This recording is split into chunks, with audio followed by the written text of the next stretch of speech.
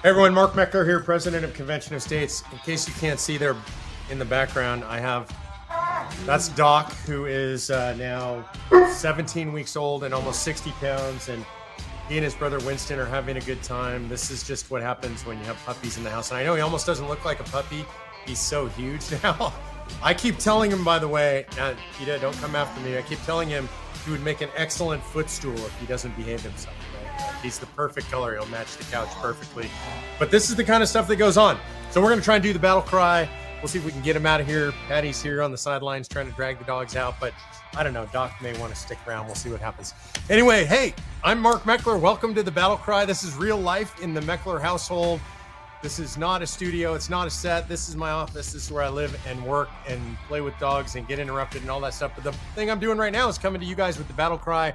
I'm super excited to be here with you. I think it's been an incredible week. It's incredible weeks. It feels almost like every day is a holiday because the news is happening every day.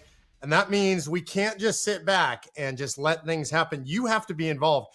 I'm going to give you an easy one this week. I'm going to give you a call to action that you're going to enjoy doing and you're going to want to do. And I'm counting on you to do it. And it is actually really important, even though it's easy. And that is, I want you talking to all your friends and all your family and all your coworkers and everybody you know, people at church, I don't care where it is, maybe roll down the window and talk to the person in the car next to you about how fun it is to watch them expose all this government waste, fraud, and abuse and get rid of it. Because everybody loves this. Every rational person loves this. But it's more than just that everybody loves it. I know you love it. I love it. Everybody loves it. It's that the narrative actually matters. This is what's going to allow the president to do what he's got to do, Elon Musk to do what he's got to do, Doge to do what they got to do, is that narrative needs to be out there so that when anybody pushes back against this stuff, and we'll talk more about that later, how they're pushing back, everybody's just like, are you kidding? We're getting rid of waste, fraud, and abuse. Are you kidding? Do you know that federal workers are working literally in an abandoned limestone mine 200 feet under the ground, which is where they manually process retirement applications by hand from manila envelopes? Are you kidding? You don't want to get rid of that? You don't want to automate that? Shouldn't folks be able to retire in 10 seconds by filling out a form and hitting a button? No, we've got people riding up and down in elevators in a mine. So I want you to be able to talk about that stuff, to talk about the money being spent on transgender operas in Venezuela or wherever, talk about the money, $50 million being spent on condoms in some other country and saying, isn't it cool that they're going to cut all that stuff and that money stays in our country? That money is your money. It's your tax money. It's my tax money. It's our kids' tax money. Isn't it great that it's all going to stay here in the United States, that it's all going to stop being wasted, or at least a large? Isn't this awesome? It's an incredible thing. I think every taxpayer almost, maybe unless they work for one of these agencies, loves this stuff. But it's really important that you spread that message, because that's not what's going to come out of the leftist media. They're going to scream and yell, invasion of privacy, and it's all coming tumbling down, and the government can't operate in chaos. And you're going to smile and go, man, it's so awesome. So that's your charge this week. And by the way, I would like you to, when you write in and you ask me questions next week, write in and tell me about you talked with somebody about that, and maybe specifically somebody on the other side of the aisle, and they liked it and they were excited about it too. Because, by the way, right now, President Trump's approval rating as high as it's ever been. This is the first time in 20 years where the headed in the right direction versus wrong direction polling shows country headed in the right direction. So spread that around. That's how you protect it. That's how you reinforce it.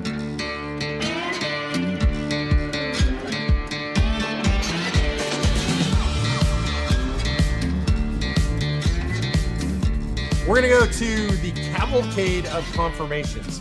This has been incredible. If you remember when Trump made all these appointments, a lot of people said, some people were doomed. Kash Patel would never make it. Tulsi Gabbard would never make it. Elon Musk would never make it. Maybe Russ Vought would never make it.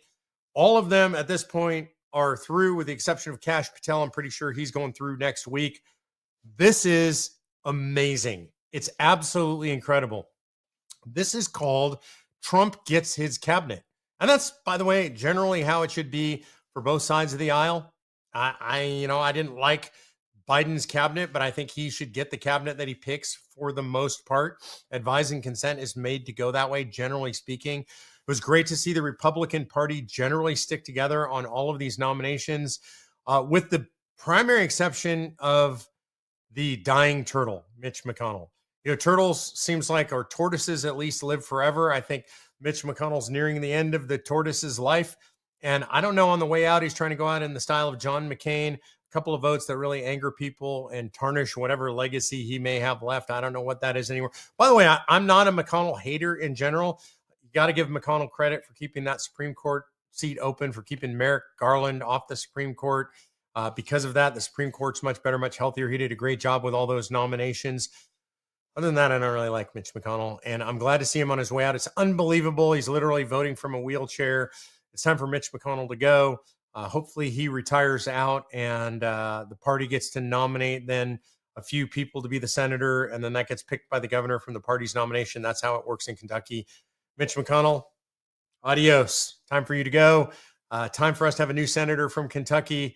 And time to celebrate all these confirmations. I want to run through them real quick just because I'm so excited about it. I want to talk about Tulsi Gabbard first. I know Tulsi. I spent a little bit of time with Tulsi. She moved to our area of Texas not too long ago. I'm guessing she's going to be taking a place in D.C., though. I think she's going to be great. I think she's a little bit out of the ordinary. I don't necessarily agree with everything Tulsi says, but I think she is going to expose all the rot inside the intelligence agencies. I think she's going to tell Trump what's really going on, what's really been going on. I think we're going to learn a lot because Tulsi's in that position. And I can tell you from talking to her personally, here's something I absolutely know and trust. Tulsi Gabbard has been willing to serve her country. She loves her country in the same way that you and I love our country. We may not agree on every issue, but she is a true blue American. She loves this country. So I'm excited about her serving as Director of National Intelligence. Lee Zeldin at EPA, already doing a great job rooting out fraud and abuse and waste and going after it and reorienting the EPA. Ultimately, I think we should get rid of it, but reorienting it towards making sure that American industry has what it needs to do what it should do, while still making sure that we do what you want and what I want, is which we want: clean air, clean water, all that same stuff, clean land. That's what all Americans want. But we also want to make sure that our industries can function and that our government is not the enemy of industry. I trust Lee Zeldin to do this. Kristi Noem at Homeland already doing a good job. We see that deportations are up, criminals are being arrested. Tren de Aragua, the Venezuelan gang, being rounded up and sent out of the country. So I think, Noem and Holman doing a great job there at Homeland Security. Russ Vought at OMB. Russ is another longtime friend. He, he is somebody who has experience in this position. He was here in the last Trump administration. I think he's wiser, leaner, meaner now than he was back then. He learned a lot, and that's not to say he wasn't great. I think he was great, but OMB is already doing good stuff. I don't know if you've seen, Russ Vought has given a lot of authority to his deputies. There are a lot of lower level appointed deputies. Trump understands, and Russ Vought understands, a lot of these other folks understand that the deputies really make a lot of this stuff happen. So those guys have been appointed under Vought, and they're going out and they're going to be slashing and burning all this waste, fraud, and abuse. I really love that. I want to talk about Kash Patel. He's going to be here soon. He'll be probably confirmed next week. He's already made it out of the committee. That means he's likely to be confirmed. I think he's already passed what they call cloture. So there's just going to be a vote next week. I don't know how long that's going to take, but we're going to get him in. A lot of these people are people who have been targeted by the agencies that they're now set up to run. And I think this is brilliant on the part of Trump, because these people will not be normal political appointees. They have an axe to grind, and I think that's really healthy. These agencies need people heading them who have an axe to grind. If you look at somebody, for example, like Tulsi Gabbard, they put her on a no-fly list, the security agencies. So she's going to go in and she's going to figure that stuff out, and she has a personal incentive to do it. Kash Patel, targeted by all of the intel agencies. He's going to go into the FBI. He is going to clean house in the FBI. If you look at Russ Vought, Russ was targeted by all these agencies. He's going to go in and he's going to clean house. If you look at Kristi Noem, Kristi sent a bunch of her troops, her National Guard troops, from her state down to Texas's border. Good choice to lead Homeland Security. I think she's a good spokesperson for Homeland Security. I'll put my vote with Tom Holman, though. That guy's a bulldog. He's not going to tolerate any guff from anybody. He is going to clean up our border. And then finally, our man, Pete Hegseth. Look, he is a war fighter. And if you watch Pete acting and how he talks to the troops and how he talks to his staff, he's talking like a guy that's going to defend our troops. I absolutely love it. So I think this has been the cavalcade of confirmations. I think it's going to keep going. We're going to keep confirming more good people and people who we don't even see at a lower level. I'm super excited for what the coming weeks have to bring as these folks get their feet underneath them and get rolling. I'm most excited about what Doge is doing, and Doge is taking a chainsaw to waste, fraud, and abuse. It's absolutely incredible. It's glorious. It is so fun to watch them go through department by department by department, and that's what they're doing. They've recently been called in. I think in the next week, they're going into the IRS. They've been called into the education department, and President Trump has set this up in a way that's legally bomb-proof. It is taking an agency that was set up by President Obama, already approved and appropriated by Congress, and it's just repurposing it. It's even using the same acronym Doge, only now they've changed it to Department of Government Efficiency.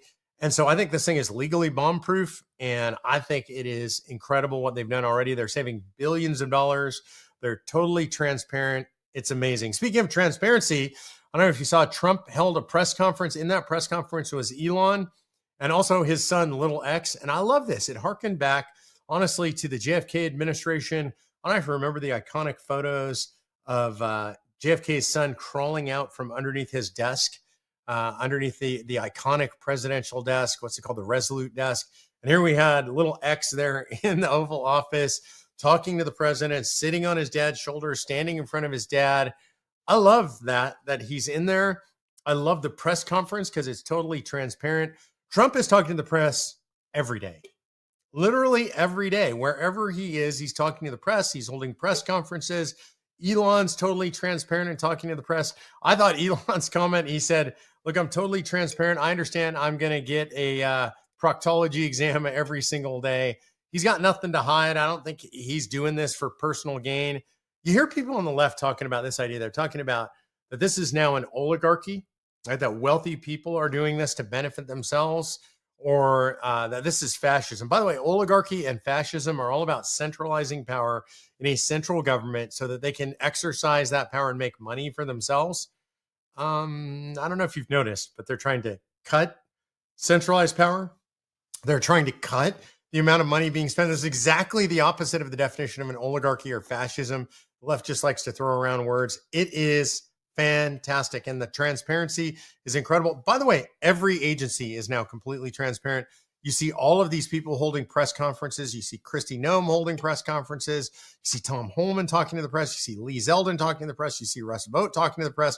Tulsi Gabbard is going to be talking to the press. RFK Jr. is going to be talking to the press. This is transparent. They're going through government and they are rooting out waste, fraud, and abuse.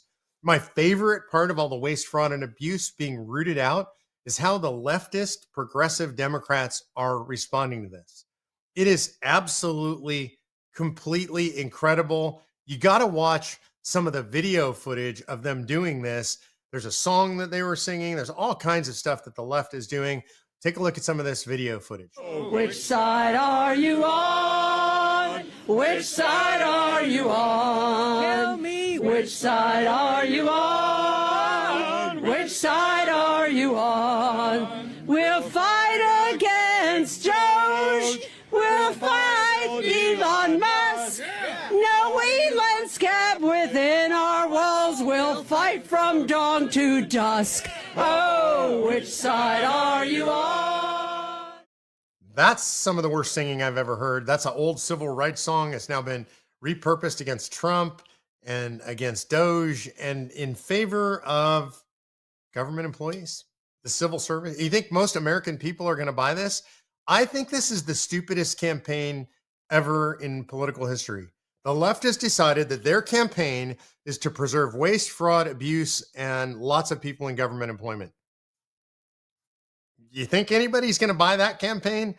I don't think it's a winning campaign. Trump's numbers, by the way, the best they've ever been. The country headed in the right direction, as I talked about before. Trump has his highest approval ratings ever. I think it's just going to keep getting better. And I encourage the left not to learn their lesson, to keep protesting just like this, because it's incredible. And by the way, they're doing it and they're doubling down on every issue, including DEI. DEI is dying. Corporations are moving away from DEI. DEI is now diversity, equity, and inclusion has been prohibited in all government agencies, has been prohibited in the military. So that's really good news. Even better news is the crazy leftists are doubling and tripling and quadrupling down on this. I got to show you some of this video. It goes on and on. I won't burn your eyes out by making you watch all of it, but this is in Worcester, Massachusetts, a town that just declared, after listening to these people I'm going to show you, that they are now a sanctuary city for the alphabet soup gang. I don't want to spend an hour applying glitter on my face so that you will hear and see me. I need the city to protect me because the federal government won't. And if you think you're afraid of Trump, you should see how afraid of Trump I am. Oh, I'm so sorry I made you watch that. I'm so sorry I had to watch it again. Though I have to admit, out of just sheer horror, I don't know, maybe it's like watching an automobile accident afterwards or something. I've watched it multiple times. These people are truly crazy. And what they're all about is castrating our kids, making sure that schools have pornography in them, making sure that parents have no say over their kids' education. This is what they're all about. This is their pitch to the American people. This is what they think the American people are going to buy. Again, I got to say, I'm all in. I'm all for it. Keep it up, leftists. This is not a winning campaign. It's just not going to win. It's going to drive more regular Americans, regular Democrats away from the left and to the right. I think it's an awesome thing. So much awesomeness. It's hard to keep track of all of it. I want to show you my favorite video of the week. Check this out. Secretary of Defense, the man, the myth, the legend, Pete Hegseth. I did do PT with the troops this morning. Listen, it's not that long ago that I was right there with them. I probably, no offense, General, I probably connect more with those guys than I do with four-star generals. But now I get the chance of working with four stars and others who are committed to the troops. But when I can get down, do push-ups and deadlifts with the troops, and just hear from them, what's working, what isn't, how do you see your mission set? I love that. Isn't that awesome? Doing reps with the troops, lifting weights with the troops, out with a run with the troops. Just like Lloyd Austin, our big out of shape previous Secretary of Defense who disappeared for a couple of weeks. Nobody knew where he was. He was in the hospital. That's not Pete Hegseth. Pete's out there actually doing PT with the troops. I love it. He's a great man. He loves you guys, by the way. He stays in touch with us, even though he's Secretary of Defense traveling all over the world. I text him every few days, let him know you guys are praying for him. We love him. We appreciate what he's doing. In fact, I texted him earlier today, told him, love to see you out there doing PT with the troops. In fact, I work out almost every day. And I told him I'm going to do some reps just for you and honor you, brother. He appreciates it. He appreciates you doing it. So he's going to keep it up. I know it's going to be great. That was my favorite video of the week.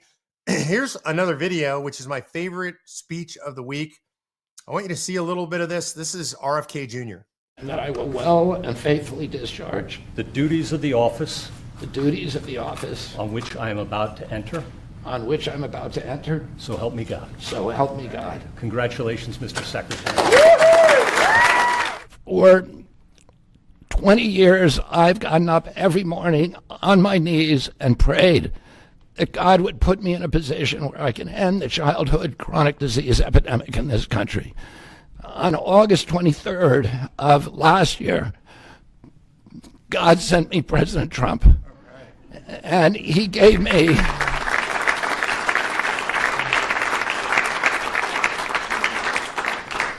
he's kept every promise that he's made to me. He's kept his word in every account and gone way beyond it. I'm so grateful to you, Mr. President. A lot of people told me that I couldn't trust President Trump, that I better get it in writing. And we did a handshake, and everything that he told me he was going to do, he has done. Why do I love this so much? There's so many reasons. This is a 5-minute speech. If you haven't seen all of it, you should watch it. It's genuine. It's heartfelt. If you're worried about whether RFK Jr. meant it or not, hopefully this speech shows it to you. Here's one of the things I love about it. He talked about spending 22 years on his knees every morning when he got out of bed, praying that he would be able to help children in America. That's an incredible thing to say. He didn't just say, I prayed for this thing. I hoped for this thing. He said, for 22 years, I've been on my knees every morning. You know what a healthy thing that is for America? You hear all of these officials at the highest level talking about being on their knees, being in prayer, giving their life to the Lord, being religiously faithful people. When you hear people at a high level saying this over and over and over, that affects the culture. You know, my old friend Andrew Breitbart used to say politics is downstream from culture. And I think there's some truth in that. But I also think it's a loop. Politics is downstream from culture. I think there is a revival going on in this country. But I also think culture is affected by politics. And when you have powerful people like RFK Jr. is now in the cabinet, when you have Pete Hegseth talking about giving his life to the Lord, when you have president talking about prayer and being saved by God from an assassin, all of those things have an effect on the culture, and they're really important. And so to see RFK Jr. say that in that moment, excuse me, to talk about turning to the Lord every morning for 22 years, being on his knees, I love hearing that. It makes my heart glad. I think it's great for the country. I think the other thing is he said that God gave him President Trump. I want you to think about this. We have a Kennedy in the cabinet at the White House again, and he's there because of President Trump. And I think this shifts the political landscape. Lifelong Democrats look at that, a lot of them, and think, the rational ones, and think, well, if Kennedy's over there, if Tulsi Gabbard's over there, that can't be what I thought it was. You know, there are others, and I think you should watch for this, and this all flows out of the same movement. There are people who, what I would call center left, that are being forced to the right, and this has been going on for a while. Some of them getting what I would call red-pilled, moving all the way to the right. Some of them just seeing that they have common cause with the right. It's incredible. I don't know if you've seen in the last week, Nicole Shanahan, who was RFK Jr.'s running mate, she funded a bunch of the opposition against senators that might have voted against RFK Jr.'s confirmation. She comes from the left. And now she's saying the Democratic Party is lost. There's another woman by the name of Lindy Lee. She was a multi-billion-dollar bundler for the Democrat left. She's spilling the beans on the Democrat left and how dishonest they are and how they abused her and how they abused all the money and just wasted all this money that she helped raise for the party. And she's being viciously attacked by the radical left and welcomed by the right. And not welcomed because she's right-wing, by the way. And that's important. I don't think she is right-wing. I think maybe ultimately she gets red pill, but she's being welcomed because she's telling the truth. And on our side of the aisle, we like people who tell the truth, even if it's an uncomfortable truth. Hers is an uncomfortable truth for the Democrat Party. So obviously that benefits the right, but you should watch these people. Watch Lindy Lee. Her last name is spelled L-I, just L-I-N-D-Y-L-I. Follow her on X. She was just on Glenn Beck, had a great interview. She's been on Fox and Friends. Watch Nicole Shanahan, incredibly wealthy, multi-billionaire, independently wealthy, amazing woman. Again, comes from the left and now moving to the right. I love all this stuff. Seeing this happen means the country is shifting politically to the right. So many things show that. Again, remember, go out, tell your friends about all this great government waste being cut, especially tell your left-wing friends about that stuff. I'm going to go to Q&A, but before I go to Q&A, I want to remind you, hit the like button, subscribe, share with friends. By circulating this, you help Convention of States, you help the cause. Go to, by the way, shopconventionofstates.com. There's a lot of cool stuff there. There's the new Rise and Grind mugs. They look like camp mugs, but they're ceramic. I love them. You can put them in the microwave. Those are my new favorite mugs. They're great for soup as we go into early spring, but it's still winter here. Go look at our new t-shirts. We have some of the coolest new t-shirts. It's not quite t-shirt weather here every now and then, but I'm wearing our new t-shirts in the house. And make sure you go sign our open letter to Trump. We want President Trump to come out and support Convention of States. The way we're going to make that happen, go to conventionofstates.com/Trump. You do that, you sign that letter, circulate that to your friends. When we get to 1 million signatures, I promise you, absolutely promise you can hold me to it, I will get that personally in front of President Trump. All right. Ask Mark anything you want to put in a question. Remember, next week, I want to hear how your conversations with your friends went about all the great things Doge's doing. Go to conventionofstates.com/Ask Mark, and you can put your questions in there. First question is from Annie Polito. Can you elaborate on what Trump's external revenue service is? Is this replacing the IRS? Annie, I don't think it replaces the IRS to start, but I think that's one of his proposed goals. Do away with the income tax, replace the IRS with an external tax. And what he means by that is tariffs on foreign goods coming into our country, raise the money we need there, stop taxing people internally. I'm in favor of that. By the way, I'm not generally a tariffs guy. I love the way he's using tariffs as leverage right now. Those costs generally get passed on to the American consumer. I'm not opposed to that, especially if we can do away with the income tax and do away with the IRS. So I always think with Trump, he's playing this game at multiple levels. He's making foreign countries afraid of our tariffs. That's what the External Revenue Service is all about. But he's also willing to do it if it looks like it will actually work. And that's one of the things I love about Trump. He's flexible. He moves in the moment. He sees what works, what doesn't work, and then he focuses on what's working. Mark White wants to know, were we set up for failure in the South Dakota House? For those of you who don't know, we passed the Senate committees. We passed the Senate overwhelmingly. We passed the House committees. We barely lost. We lost by 5 votes in the South Dakota House. Were we set up for failure? The answer is no. And I don't even really consider this a failure. It hurts. Trust me, it hurts. I was there. But I don't consider it a failure. That's as close as we've ever come in passing in South Dakota. We're going to pass in South Dakota next year. We're 5 votes away. I thought going to the floor that we had the votes. I think our sponsor said some things that might have upset some people on the floor. So maybe a little bit more caution, a little bit more sort of hand holding and softness on the floor next year. I'm not trying to be critical of our sponsor. Great guy. I love him. But I think it just, I don't know, pushed some people over the edge the other way. And we have the crazy JBS there. What can I say? The JBS, the John Lying Society, John Birch Society, and they lie to people. I mean, I hear the same things over and over. They won't read our materials. They won't look at our stuff. They don't care whether we refute everything they say 100% factually. They're just willing to listen to the lies. So we're going to lose some of those people. But I think a lot of the people, there were 5 people who voted against us that I thought we had. I think we're close with those people. I think we get them next year. And we're not going to give up. We're not going to not go back. We're going to go back. In fact, I think Rick Santorum's been talking about getting there this summer. I'll get there. We'll do town halls all over the state. We'll get it done next year. I don't worry about it. JBS, do you think it's a good idea to expand the House of Representatives? My answer is absolutely, positively, completely yes. We should expand the House of Representatives. House of Representatives originally was meant to be built out in a way that we would redo it every year when we had a census, every 10 years. Sorry, not every year. Every 10 years, get the census, you reapportion.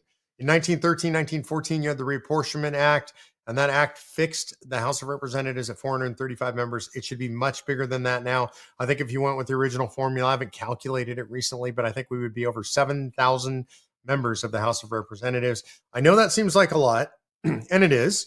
I know it seems like it'd be unwieldy, and it certainly would be more unwieldy. Some of my friends have said, well, how would they ever get anything done? And I think, oh, well, that sounds like a feature, not a bug, right? The House of Representatives was supposed to be difficult, contentious, hard to get things done. I think you'd have much more regional caucuses and interest group caucuses within the House of Representatives. I think it would be good for the country. I don't think we really have adequate representation in the House anymore.